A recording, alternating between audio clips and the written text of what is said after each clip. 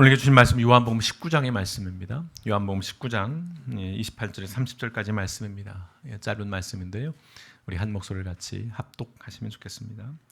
요한복음 19장 28절에서 30절까지의 말씀 우리 한 목소리를 같이 합독하시겠습니다. 요한복음 19장 28절에 30절입니다. 시작.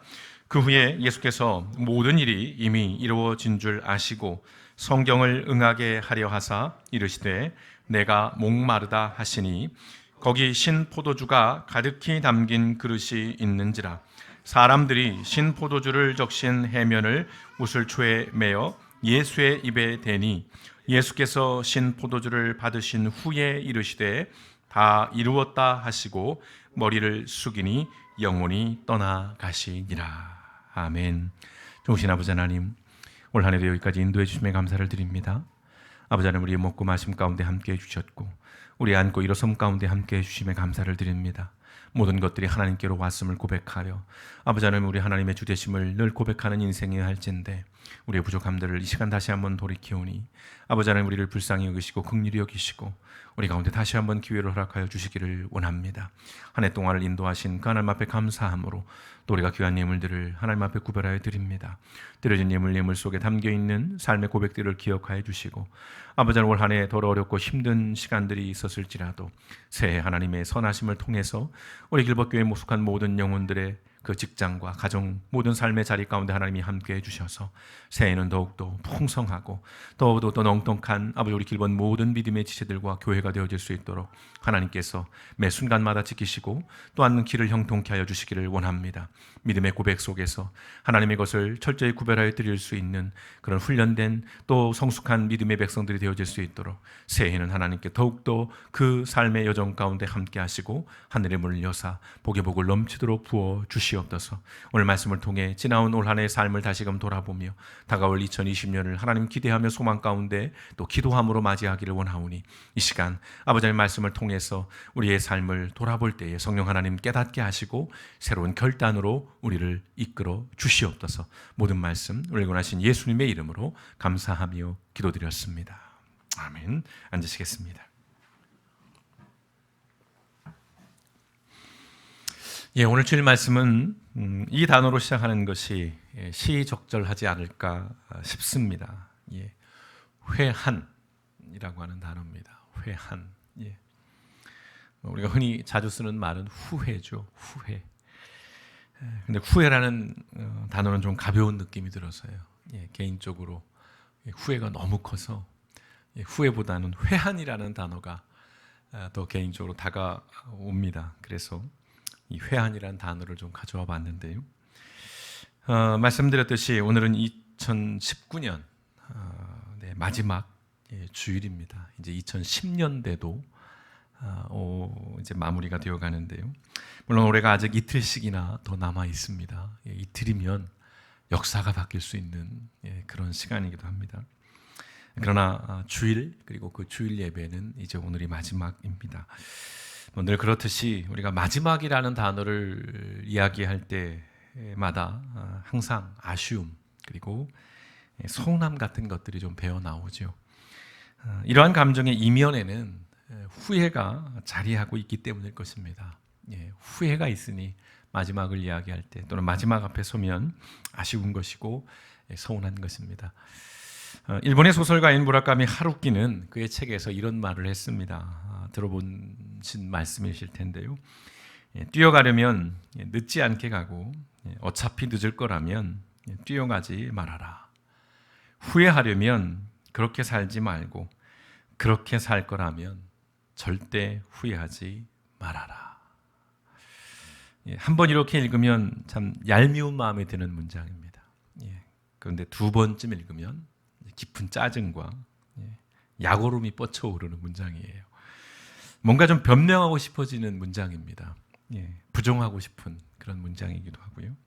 그런데 결코 그럴 수가 없죠. 그야말로 거울 앞에서 내 얼굴과 내 마음을 직시하고 또 직면하게 하는 그런 글이 아닐까 싶습니다. 후회하려면 그렇게 살지 말고 그렇게 살 거라면 절대 후회하지 말라는 말. 참 맞는 말인데 얄밉습니다. 다만 우리가 좀 후회를 이야기할 때에 좀 자학적인 또는 어떤 염세적인 그런 후회는 아니었으면 좋겠어요. 그건 오히려 우리의 삶을 좀 망치게 되는 것이고, 또 새로운 기회도 그 시작부터 놓치거나 또는 그 또한 변질되게 만드는 일이긴 한 것이지요. 분명 우리에게는 건강한 후회도 있을 것 같습니다. 우리의 삶을 좀 성찰하게 하는, 그래서 좀 나아지게 하고 달라지게 하는 그런 순기능을 가진 후회도 분명히 있습니다. 또한 후회가 많다고 해서 우리가 지나온 시간들, 또 우리가 살아낸 그 모든 순간들이 다 무의미하고 무가치한 것은 결코 아닐 것입니다. 그래도 여기까지, 그리고 이마만큼 살아온 우리 모두는 칭찬받고 또 위로받아 마땅한 인생이 아닐까 싶습니다. 그리하여 지금 옆에 있는 분들을 한번 이렇게 보시면서 칭찬 한마디를 좀 해주시면 좋겠습니다. 수고했어 올해도. 아까 일부 예배 때 이렇게 제가 수고했어 올해도 하니까 고개 끄덕이고 반응을 안 해주시더라고요. 그래서 나는 수고를 안 했구나. 저 옆에 있는 분들에게, 뒤에 있는 분들에게 수고하셨습니다. 잘 사셨습니다. 감사합니다. 네. 인색하시죠? 네. 자, 오늘 우리는 2019년 마지막 주일 예배를 드리면서요, 예수님의 마지막 시간은 어떠했는지를 좀 돌아보면서 우리의 삶을 좀 돌아봤으면 좋겠습니다. 예수님의 마지막 시간이라 한다면 십자가에서의 시간일 것입니다. 그 사건을 기록한 복음서에는 그 십자가에서 하신 예수님의 7가지의 말씀이 기록되어 있습니다. 우리가 흔히 십자가상의 7원 또는 가상 7원 이렇게 부르는 말인데요. 그 7마디는 정리해 보면 이렇습니다. 1언이라고 표현하죠. 아버지여 저희를 사하여 주옵소서. 2언 내가 진실로 내게 이르노니 오늘 네가 나와 함께 낙원에 있으리라. 3원 여자여 보소서 아들이니이다. 4원 엘리 엘리 라마 사박다니. 무슨 뜻이죠? 나의 하나님 어째 나를 버리시나이까. 아람어입니다. 5원 내가 목마르다. 6원 다 이루었다. 그리고 마지막 7원 내 영혼을 아버지께 부탁하나이다. 그리고 이제 딱 돌아가시는 것이죠. 이 7마디의 말씀 가운데 오늘은 제 6원의 말씀, 6원의 말씀이 뭐죠? 다 이루었다라고 하는 이 말씀을 좀 묵상했으면 합니다. 다 이루었다라는 이 선언적인 고백은 여러분 헬라어로 테텔레스타이라고 합니다. 교회를 좀 다녀보고 신앙생활 한 분들은 이 헬라어는 알고 계세요. 다 이루었다를 말하는 헬라어 테텔레스타이.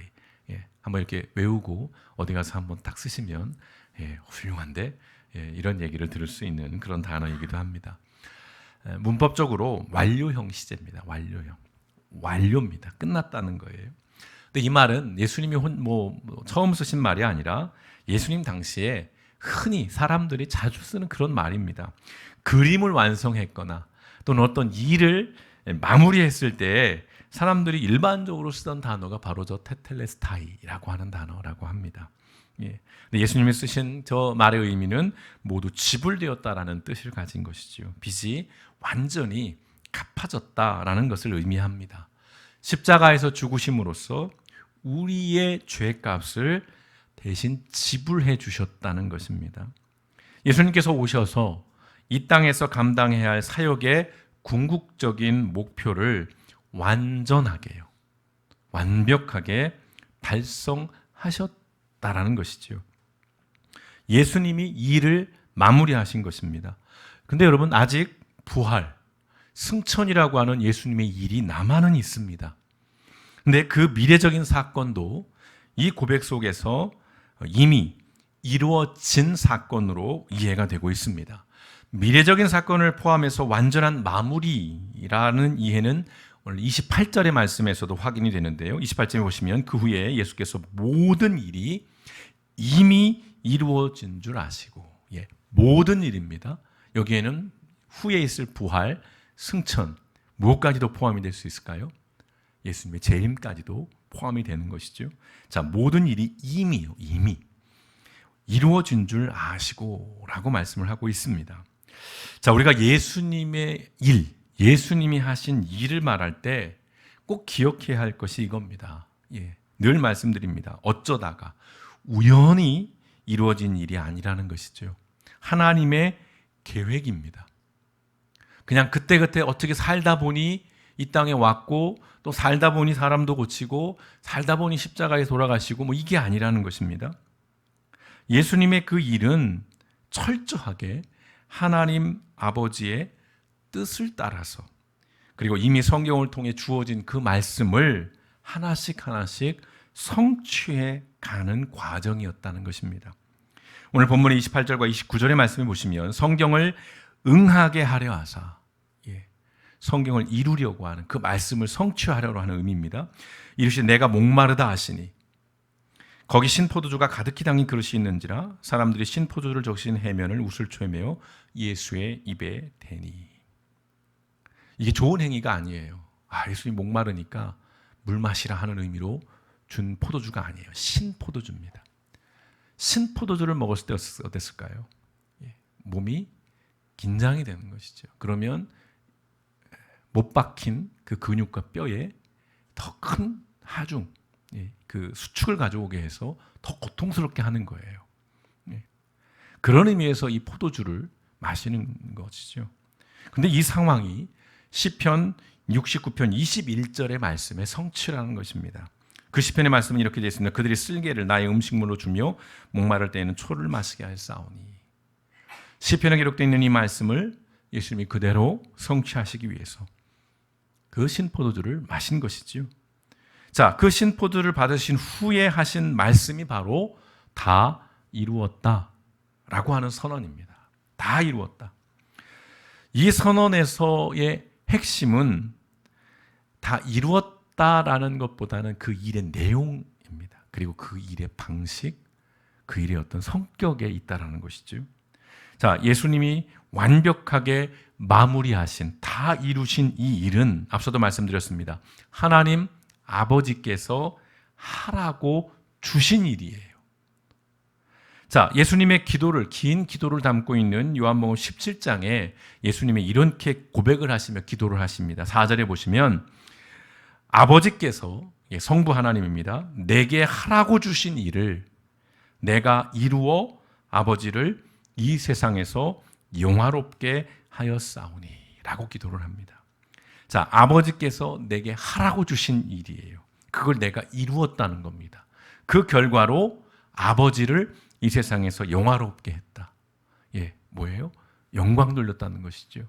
또 하나님을 드러냈다는 것이고 하나님을 증거했다라는 말씀이기도 할 것입니다. 자, 예수님의 시간은요, 이 땅에서의 그 33년 또는 공생애의 그 3년은 그 시간은 철저하게 받은 말씀 그리고 주어진 소명을 이루어내는 삶이었다는 것이지요. 여러분, 겟세마네 동산을 기억하십니다. 그 겟세마네 동산에서 기도하시던 그 예수님의 그 기도는 바로 이러한 삶의 정수를 보여주고 있습니다. 마태복음 26절 39절의 말씀, 내 아버지여 만일 할만하시거든 이 잔을 내게서 지나가게 하옵소서. 십자가의 두려움을 갖는 거예요. 그 십자가의 길을 걷는 것에 대한 그런 고뇌를 담고 있습니다. 그런데 이렇게 고백하시지요. 그러나 나의 원대로 마옵시고 아버지의 원대로 하옵소서. 예수님도 십자가의 길이 그렇게 썩 내키는 길은 아니었던 것이죠. 그럼에도 자신의 뜻이 아닌 하나님 아버지의 뜻에 자기의 길을 맞추고 있는 겁니다. 바로 이 다 이루었다는 이 고백은요, 내가 원하고 내가 바라는 무언가를 완전하게 이뤄냈다는 게 아니에요. 하나님의 일을 하나님의 방법대로 하나님의 때에 완전하게 이루어냈다는 것입니다. 그래서 다 이루었다라는 그런 선언적인 고백을 예수님이 하실 수 있었다는 것입니다. 다시 말씀드리면 예수님의 삶은요, 그 방향과 그 속도 모두가 하나님의 뜻을 따라가고 하나님의 사명을 이루어가고 이루어내는 삶이었다는 것입니다. 그렇기 때문에 다 이루었다라고 선언하신 것이고 다 이루었다라고 하는 그 말의 의미가 바로 이러한 것이라는 겁니다. 오늘 예수님의 그 마지막은요, 어디에서도 후회나 아쉬움을 찾아볼 수 없습니다. 아니 뭐 당연히 예수님이니까요. 예수님이니까 그렇지 라고 여러분들이 생각하실 수 있을 것 같습니다. 그러나 그렇지 않죠. 하나님 아버지의 뜻에 따라 사신 예수님이기 때문에, 그 뜻을 이루어내신 예수님이기 때문에 후회나 아쉬움이 없다라는 것입니다. 이 말씀을 드리는 이 지점에서 우리는 예수님의 인성을 놓치면 안 됩니다. 예수님이 사람이었다라는 걸 놓치면 안 돼요. 예수님이 마치 예수님이 하신 모든 일들은 어떤 칩이 있어서 거기에 다 정교하게 프로그래밍이 돼 있어서 딱 내장돼서 저장이 돼서 마치 로봇처럼 아주 일사천리로 한 점 흐트러짐 없이 그 일을 이뤄가신 것이 아니라는 말씀입니다. 예수님도 고뇌하셨어요. 예수님도 갈등하셨습니다. 예수님도 흔들리셨어요. 그래서 예수님이 하신 건 기도하시는 거였습니다. 그렇게 걸어가신 길이 십자가의 길이고요. 그렇게 살아낸 삶이 예수님의 이 땅에서의 그 삶이라는 것입니다. 여러분 인생에서 내가 원하는 방향이 있습니다. 그렇죠? 여러분도 올 한 해 여러분들이 생각하는 방향대로 살고자 애쓰고 또 노력하고 또 여러 가지 도전들을 해오셨을 거예요. 또 여러분의 삶에서 여러분이 바라는 속도가 있을 겁니다. 누군가 그래요. 난 젊었을 때 부자가 되고 싶다. 나이 많아 부자 되면 힘없어 그 돈 어떻게 쓰냐 이거죠. 속도가, 여러분이 바라는 속도가 있을 거예요. 이 일이 지금 이루어졌으면 좋겠어. 이걸 내가 지금 가졌으면 좋겠어. 내가 이걸 이뤄냈으면 좋겠어. 여러분의 속도들이 다 있을 겁니다. 당연해요. 그런데 안타까운 것은 하나님의 방향과 하나님의 속도는 어쩌면 거의 모든 부분에서 우리의 인생과 충돌합니다. 여기에 좀 딜레마가 있어요. 여기에 우리의 신앙생활에 좀 어려움이 있습니다. 내가 딱 기도하면 그 즉시로 뭔가 짠하고 이루어지거나, 내가 하나님 앞에 딱 요구하면 하나님께서 완벽하게 내가 원하는 시간대에 모든 것들을 다 예비해 놓으시고 준비해 놓으시거나 이루어지거나, 이럴 수 있다면 우리의 신앙생활이 얼마나 신나고 즐겁겠어요. 고민될 게 뭐가 있겠습니까? 오늘 교회 갈까 말까? 저 목사 설교를 들어 말어. 이런 고민할 게 뭐가 있겠어요? 제가 오지 말라고 해도 여러분들은 목숨을 걸고 교회를 나오셔서 기도하실 겁니다. 왜? 기도하면 다 응답되니까. 내가 말하는 대로 모든 것들을 내가 얻을 수 있으니까. 그렇지가 않다는 데 문제가 있어요. 하나님의 방향과 하나님의 속도가 나의 방향과 나의 속도와 좀 안 맞을 때가 너무 많다는 것입니다. 여러분, 성경에 여러 가지 중요한 인생의 법칙들이 있는데요. 그 가운데 하나가 이것이죠. 둘 다를 가질 수 없다는 것. 참 이게 안타까운 일입니다. 손이 두 개인데 둘 다 쥐고 살면 얼마나 좋겠어요. 그럴 수 없다는 것이죠. 누가복음 16장 13절입니다. 너희는 하나님과 재물을 겸하여 섬길 수 없느니라. 오해는 마십시오. 그런 교회를 다니면 가난하게 살라는 말인가? 그런 의미가 아니죠. 섬긴다는 것은 주인됨을 의미하는 것입니다. 그리하여 모든 사람은 딱 두 부류로 나눠집니다. 하나님을 주인 삼아 사는 사람과 하나님 이외에 그 누구 또는 그 무엇을 주인 삼아 사는 사람입니다. 여러분 어느 쪽이신지요? 제3의, 제4의 사람은 없어요. 딱 나눠지면 이 두 부류로 나눠집니다. 예수님께서 후회 없는 삶을 사신 이유, 그건 분명해요. 하나님을 주인 삼아 살았기 때문입니다. 아니 왜 예수님이 하나님을 주인 삼아? 그 역할에 있어서 하나님의 주되심, 그걸 예수님이 끊임없이 인정을 하는 것이죠. 그 로드십을 인정합니다. 2019년 성도 여러분의 삶은 어떠셨는지요? 후회가 없을 수는 없습니다. 분명히요. 다만 후회의 이유는 따져봐야 될 것 같아요. 내가 왜 후회가 되는지, 올 한 해 내가 이런 것들이 왜 후회가 되는지, 왜 이것이 정말 깊은 회한으로 지금 다가오는지, 그 이유는 우리가 분별을 해봐야 할 것입니다. 내가 주인 되어서 내 방향대로, 내 속도대로 내가 원하고 내가 바라는 것들을 이루지 못한 것에 대한 후회인지, 아니면 하나님의 일을 하나님의 방법과 하나님의 뜻대로 이루지 못한 후회인지를 우리는 분별해야 한다는 것이죠. 2019년을 마무리하고 2020년을 준비하는 이때에 우리가 이루고 있습니다. 우리가 예수님처럼 후회 없는 삶을 살기 위해서, 물론 우리는 후회할 없는 인생이 될 수는 없어요. 그래서 기대치를 낮추면 좀 덜 후회하는 그런 인생을 살기 위해서 두 개의 잠언 말씀을 꼭 기억했으면 좋겠습니다. 여러분 모두가 좋아하는 말씀인데요. 잠언 3장 5절과 6절의 말씀입니다. 우리 한번 같이 큰 소리로 같이 한번 읽어보면 좋겠습니다. 함께 읽겠습니다. 시작. 너는 마음을 다하여 여호와를 신뢰하고 내 명철을 의지하지 말라. 너는 범사에 그를 인정하라. 그리하면 내 길을 지도하시리라. 아멘. 기억하십시오.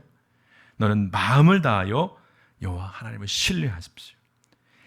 나의 머리, 나의 잔재주, 나의 경험을 의지하지 마십시오. 범사의 모든 일에 하나님을 인정하십시오.